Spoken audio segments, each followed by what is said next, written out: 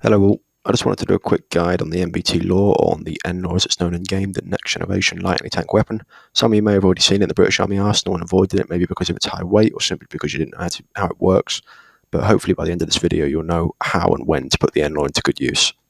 Alright, so first things first, the NLAW is a lock-on capable weapon, so we need to make sure our key bindings are set up correctly to do this. Go ahead and pause your game, hit options, hit controls, hit configure add-ons. And then from the drop-down menu above, select ACE weapons. From here, locate NLAW track target, and it's a hold key, so it's a key you're going to need to hold. Select whichever key you'd like, and we're going to use that at a later date. So now that our lock-on keybind is sorted out, let's go ahead and grab our NLAW. As you can see, it's quite a bulky weapon, weighing at 12.5 kilos. That's around twice the weight of an AT4. However, it will hopefully make up for its weight with its performance and characteristics in the field. Like the AT4, the NLAW is a single-shot disposable weapon. However, the NLAW differs from the AT4 as, with twice the weight of the AT4, comes twice the effective range, plus target tracking capabilities. So once you get your hands on the weapon, you should know its two firing modes, direct attack and overfly top attack. These two modes can be changed by either using your ACE cycle fire mode key from the same key binding location from earlier, or by simply pressing your change fire mode key. And as you might have noticed on the top right, you can see the indicator in the very top right, just below where it says NLAW, changing between an arrow pointing downwards to signify top attack, or text actually appears on the screen if you're using the ACE control key binding to signify whether you're in top attack or direct attack mode. So what these two attack modes do are essentially dictate whether the missile flies directly at the target and hits it head on, or if it flies over the target and detonates above it, whereby the warhead will explode downwards and hopefully cause more damage, or maybe hit a target that is behind cover, as you'll see later in the video. When engaging a moving target with the NLAW, you should make use of your track target key you bound earlier. Lock-on was the wrong word to use to describe this feature, as you're not locking onto a target but adding an automatic lead to the missile's flight path. To do this, simply aim at the moving target and hold your track target key for at least 2 seconds. Really, you want to fire on the 3rd second. This will predict the speed of a target and calibrate the missile accordingly to land a hit. In this specific example, the enemy vehicle decided to suddenly slow down, meaning that the missile missed as it continued to compensate for the speed the vehicle was moving at when I was tracking the target.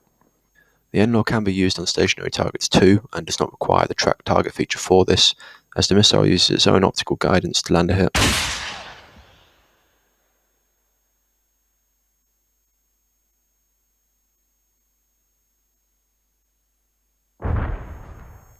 In this next example, I switch the NLAW to the overfly top attack mode, then I hold the track target key for a few seconds, and then when I release a shot, I watch the missile and manage to land a hit. You can see the missile compensate for the speed of the vehicle very nicely.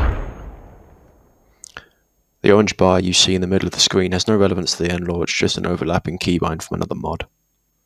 And you'll have to excuse the way the driver's dressed. It should be noted in this specific example how high I'm aiming above the target in top attack mode, and the missile still manages to actually land a hit. The warhead does have quite a large downward detonation distance. Realistically, the NLAW is rated to take out main battle tanks, and that is one of its primary functions. However, as it stands currently in game, the NLAW is not great at this job, although maybe slightly better than the AT4 due to its top-down attack capabilities. So let's say the enemy aren't out in the open. Let's say the enemy are behind cover, or maybe slightly behind a ridgeline, or entrenched in a good position. Well, the NLAW's top-down attack capabilities can definitely help you out with that.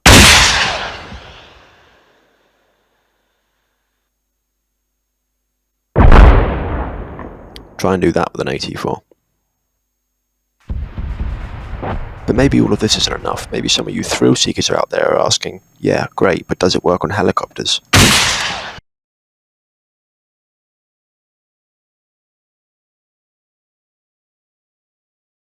Some final notes on the NLAW. Its maximum range is 1,000 meters, but since it uses an optical guidance system, that can be affected by weather, as its visibility will be blurred. It does come with a built-in rangefinder, which you can use, and that just makes sure that you're within the range of the target. I'll throw some of the details of the weapon in the description below, but that's about it for the NLAW. I hope this quick guide helps you all, and I'm looking forward to seeing more of these fantastic weapons in the field soon. Happy hunting.